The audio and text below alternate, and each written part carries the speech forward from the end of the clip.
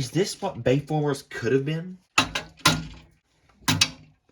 So I'm doing another two for this time, but they may seem like they don't have anything to do with each other. But I'm gonna get to that in a minute. So this is, I honestly couldn't tell you if there was like Dark of the Moon or Revenge of the Fallen, but it's Seaspray. And this is obviously Shockwave from Dark of the Moon. And so let's start with Seaspray. It's a really good alternate mode. Like, you get the feeling that this is a bulbous, flowy skirt instead of a solid piece of plastic. The only really articulation it has, these can move wherever you want them to. You can flip them around, flip them out like that, have them all the way in. Per instruction, supposed to be like that. It has a cargo ramp, and you can see the head right there, but that doesn't bother me. You're not going to see that from any angle. Which should be like up like that, fold in all the way, down like that, or nothing else. It can't go up, which is odd. I think you'd want, you know, your vehicles to not roll off the back of the hovercraft, but pretty flat, not that much of detail to be said. It's a hovercraft. It's a good hovercraft, but it's not, there's nothing to note other than that. He slides really well, like a hovercraft should, though. You have a lot of fun with this as a kid. And now Shockwave, and good gosh, what is this? It is a spiky, mechanical tank, artillery piece, self-propelled thing from Cybertron. He didn't transform in the movie. He had to transform for the toy. And for, you know, Shockwave always turns into just a random Cybertronian tank. So, it succeeded. The cannon's offset, yeah, but it's not supposed to be realistic. The cannon can move up and down. It can move not side to side unless you untransform it a bit. And then it can only really, you know, it's set at an angle, so it only, when it pivots side to side, it goes up and down like that. You gotta kind of correct for that with your motion. That will come out only because my copy has a broken port there. If you put it in anywhere else, it won't fall out. But it's really meant to be the hose on this side because, you see there, there's a little slot right there for the hose to go in, and there's not the same slot on this side. That is as far as the hose can go, 9 degrees. As opposed to over here, where the hose can go past 90 and face down. So, as you've seen operating this thing, which is just super fun, it's a little spring-loaded action feature, which can make the gun go from this to that. And you go there and you clip it in with your thumb, pose it back correctly, and it'll stay. And then when you want to undeploy it, you retract it, you just press the back of that, and it automatically does it. There's also this blade thing, which if you want, imagine this another gun, it can pivot too, and you can go up and down this joint. It's got nice tread detail. There's some tread detail actually that is hidden. See, all you see is the bottom of the treads, but there's some wheel detail and a sprocket wheel and 2 other road wheels that are hidden. You only see in robot mode. But honestly, if you want to just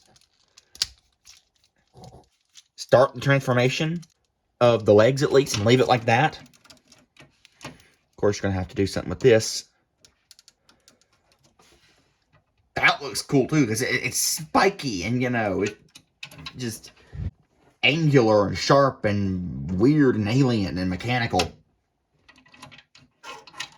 It has wheels which do roll, not on this surface that well, but they spin. But yeah, it's Shockwave. It's a big purple tank. I assume someone's fan mode or pistol mode for this, but I can't figure it out. So, transformation. Continuing from where we are now, you just unpeg that, get that out of the way, and get all this out of the way. Then break this in half, and then wiggle this out, because it will stay connected. There's that tab will stay connected to the arm, and you gotta push it back in like that. The tab will stay connected, and you gotta pull it, and you gotta pull the tab out. Very good tolerances, but rather good tolerances than super low tolerances. Rotate the leg and orient it however you want. Orient it. And now you can flip out the heels. Take this, swing it up, angle these. You're going to rotate these in, and they'll clip into place, and then you peg this whole assembly into there. Orient the arms, flip out the hand. You can flip the hand out here if you want to have a side arm cannon, or just leave it up for a more G1 look. Go to the back. Take this, rotate it around. These are supposed to have been down, because what you do is you bring that up, and there's a tab in a slot where that will line up. And then you can bring this down, move this hose over, and this will, 2 tabs on these will line up with 2 slots in this drum thing. Looks like a spare wheel, honestly. And when you rotate those and angle them, now you have a port that you can't get to. So, you pretty much have to do, which honestly I couldn't tell you which the correct way in the instructions, is move the port over like that. But I'm pretty sure in robot mode they want you to have the port in the middle. But again, I could be wrong. Take the head, you rotate it around, you take this and you plug that into the port.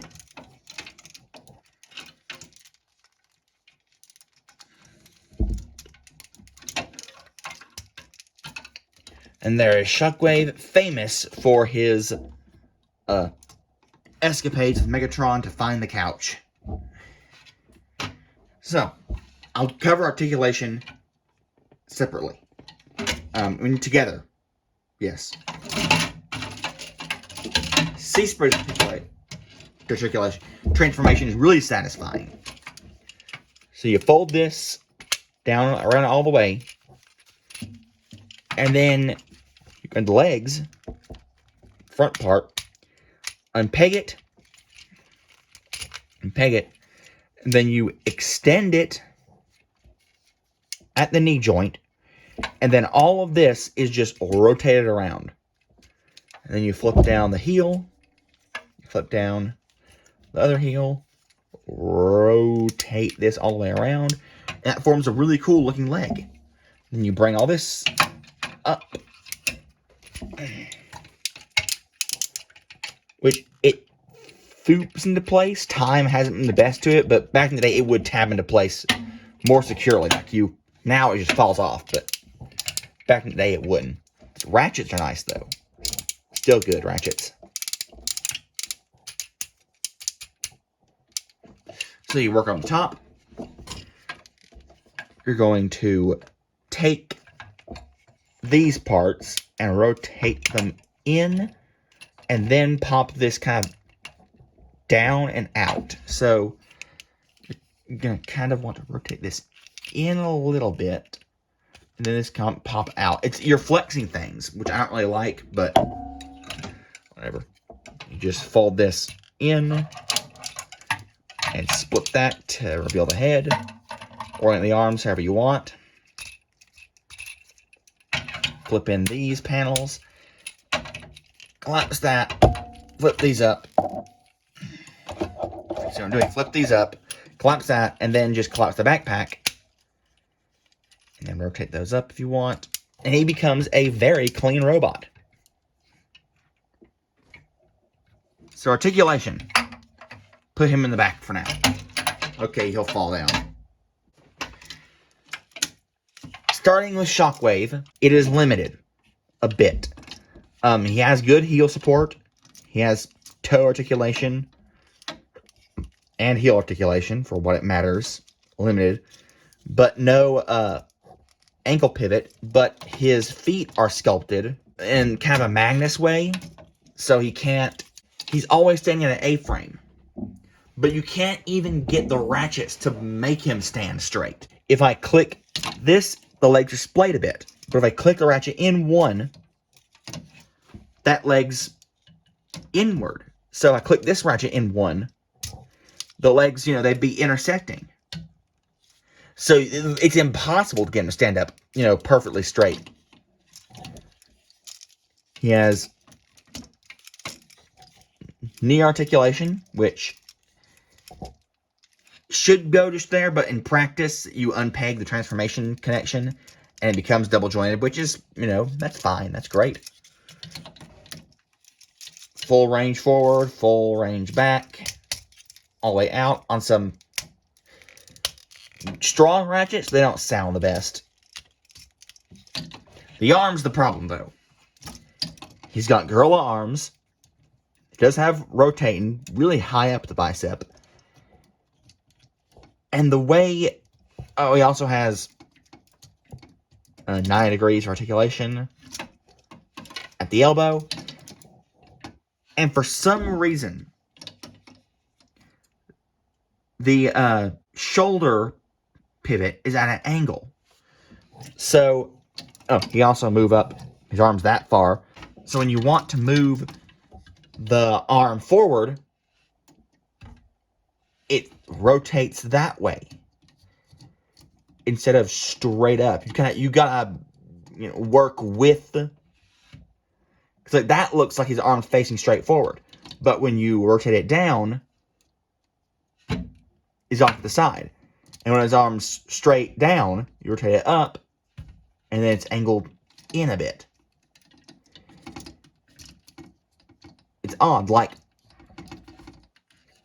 So like when I rotate it, the arm straight up, it's facing completely in. As opposed to Seaspray, it's more traditional articulation. Loose hips, though. But again, age. I rotate the arm straight up, it goes straight up. So that's a miss. But he didn't really fight much or move much in the movie. He just kind of stood there. And you can unpeg the sword if you want it. You can unpeg the cannon if you want, and you can just, unpeg the tube and have him naked, which is just wrong. And you can obviously swap this between different arms, but the way the port angles is really made to accommodate his right arm. So hopefully he's left-handed. Oh, he can also hold his weapons, because he does have... The hands don't look like it, but they're sculpted just barely to be able to hold 5mm things. If you want Shockwave holding his cannon, like in his hand, which I'm not even going to entertain as a notion, because that's just wrong. Seaspray, on the other hand, oh yeah, Shockwave's head can move left to right, and he has great light piping. But, you've seen that. He's got a great head sculpt, with a lot of light piping. His head is not a ball joint, he can move up and down and side to side. Can't move up as much as I'd like, though. For a reason you'll see later. Arms are nice standing ratchets. Can go out pretty much all the way, and then the transformation joint, they can move up even more. He's got a double jointed elbow, which is really in an awkward position. It's just a stick. It doesn't look the best. So, but if you want to get, it's double jointed, but in the wrong way. So, you can break the arm, like that. I'll show you this way better. You can move it like that. His hands, he doesn't have gorilla arms, but his hands can rotate only a little bit, because just everything else gets in the way of this kibble.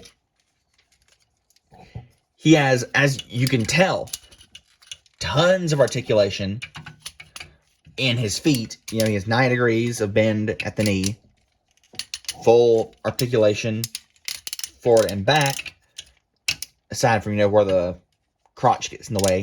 But for some reason, there's a stopper right here. You can only move his leg out that far. It won't go further. But yeah, his feet are really loose, which again, I'm distributing the age. But he has tons of ankle pivot. And he has tons of ankle tilt. Or is this pivot and is this tilt? Honestly, I can't tell. He's got heels, but because the heels flip down, they're more of a suggestion. Because, you know, he can just fall back on that joint down on the heels.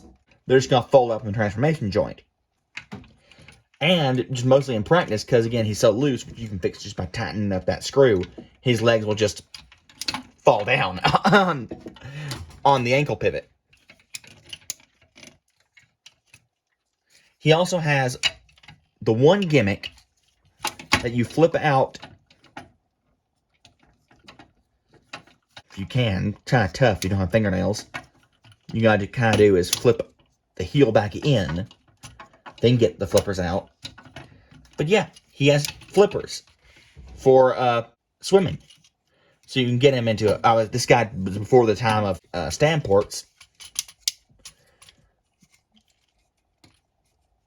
But obviously you can do better than me. But if you flip these up, and that's why I wish the head could look up more so he could, like, you know, look straight ahead. But he can get into a kind of a swimming pose. Again, his arm's broken. Which, by the letter of the transformation, you're supposed to flip the flippers out when you transform them and keep them out.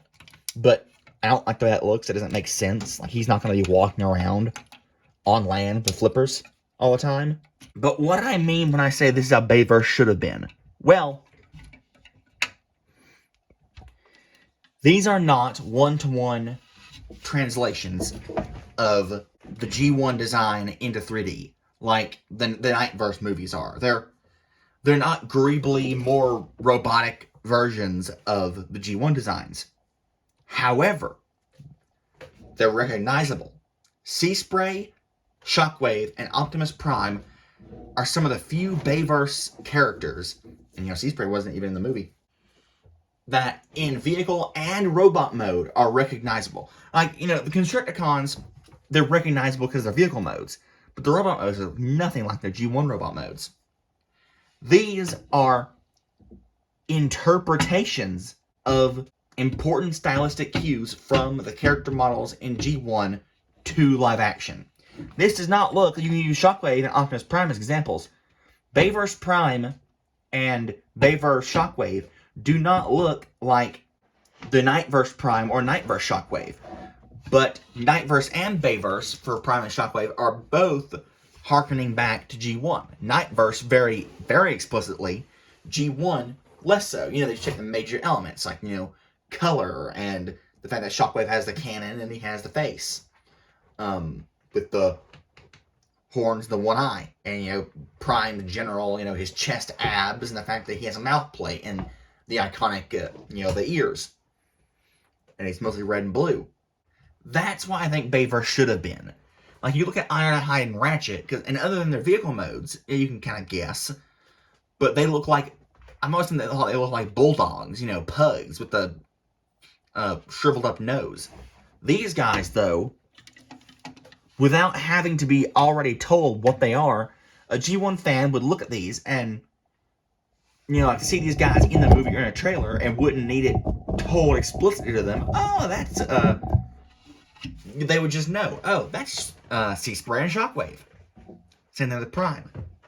And I think that could have been how Bayverse should have been. Because, again, they're not, people are saying, oh, you want the G1, the G1s are blocky and they won't work in, you know, live action. Well, we had the whole Cybertron scene in Bumblebee. They do work in live action, but we're not asking for one-to-one representations in live action.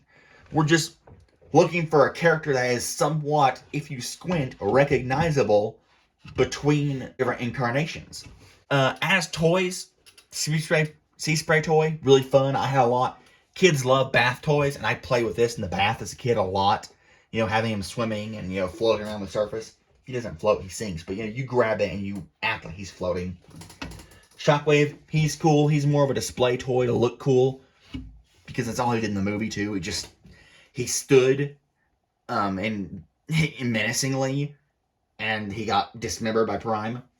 Articulation, again, not the worst, but not the best on either of them, especially Shockwave.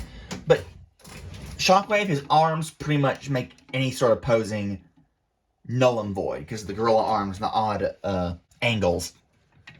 But Seaspray, if you really try, and you're careful, you can get him into the semblance of a stable action pose. And again, it'd be a lot better if I tightened up. Oh, let me just try that right now.